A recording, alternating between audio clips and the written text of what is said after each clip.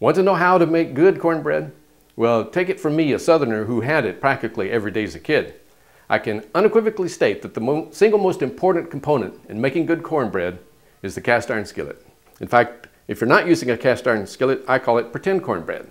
And that skillet has to be preheated and greased. And in the bad old days, we would use something like Crisco, a hydrogenated oil for the greasing. But these days, I found several oils that will work nicely as a substitute. One of them is canola oil. Will take high heat without smoking, imparts no flavor to the cornbread, which is desirable. Another oil that I recently found out about is rice bran oil. It works real well, takes very high heat, 490 degrees before smoking, which is far higher than we're going to be involved with. Imparts no flavor, of course, to the cornbread, and has the added advantage of supposedly lowering LDL cholesterol. So you take your greased skillet, put it in the oven, heat it to 400 degrees. In my gas oven, that takes about 8 to 10 minutes, which turns out to be almost the exact time it takes me to put my batter together. So by the time I've got the batter done, the skillet is heated, I take it out of the oven and I pour the batter into it. And when I do that, I'm listening for a sizzle.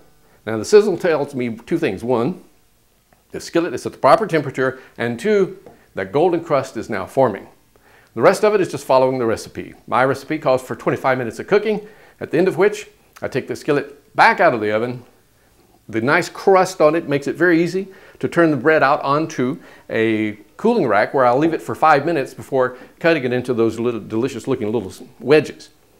Now, feeding and caring of your skillet is very important as well. I don't wash it, I wipe it out, either with a dry dishcloth, maybe a paper towel, or if there's a little crust left, I'll take some watered up aluminum foil. But in any event, I don't wash it, I just wipe it out, then I put it in its place of honor in my cupboard, waiting for the next time when I need to make some really good cornbread.